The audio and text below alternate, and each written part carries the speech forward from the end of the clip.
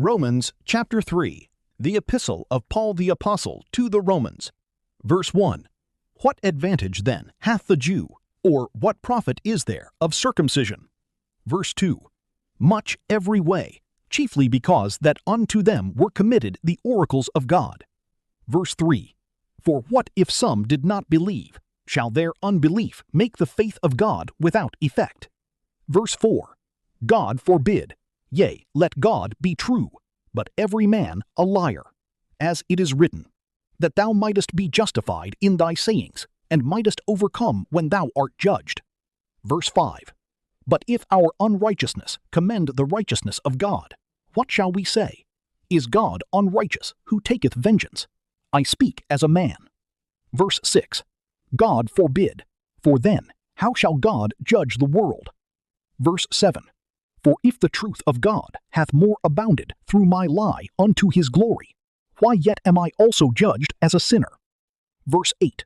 And not rather as we be slanderously reported, and as some affirm that we say, let us do evil, that good may come, whose damnation is just. Verse 9. What then? Are we better than they? No, in no wise. For we have before proved both Jews and Gentiles, that they are all under sin. Verse 10. As it is written, there is none righteous, no, not one. Verse 11. There is none that understandeth, there is none that seeketh after God. Verse 12. They are all gone out of the way, they are together become unprofitable. There is none that doeth good, no, not one. Verse 13. Their throat is an open sepulchre, with their tongues they have used deceit. The poison of asps is under their lips. Verse 14. Verse 14. Whose mouth is full of cursing and bitterness. Verse 15. Their feet are swift to shed blood. Verse 16. Destruction and misery are in their ways. Verse 17. And the way of peace have they not known. Verse 18. There is no fear of God before their eyes. Verse 19. Now we know that what things soever the law saith, it saith to them who are under the law, that every mouth may be stopped, and all the world may become guilty before God. Verse 20. Therefore by the deeds of the law there shall no flesh be justified in his sight, for by the law is the knowledge of sin. Verse 21. But now the righteousness of God without the law is manifested, being witnessed by the law and the prophets. Verse 22. Even the righteousness of God, which is by faith of Jesus Christ, unto all and upon all them that believe, for there is no difference. Verse 23. For all have sinned and come short of the glory of God. Verse 24.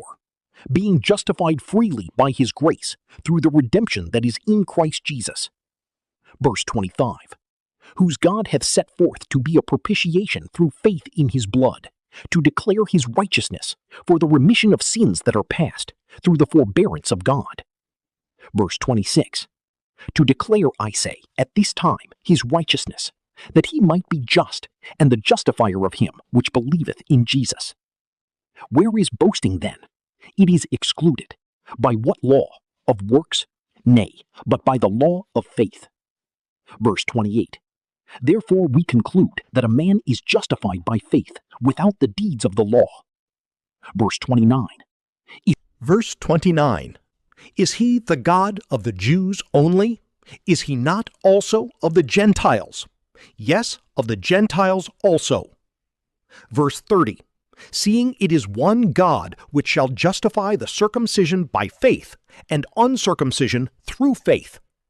Verse 31. Do we then make void the law through faith? God forbid. Yea, we establish the law.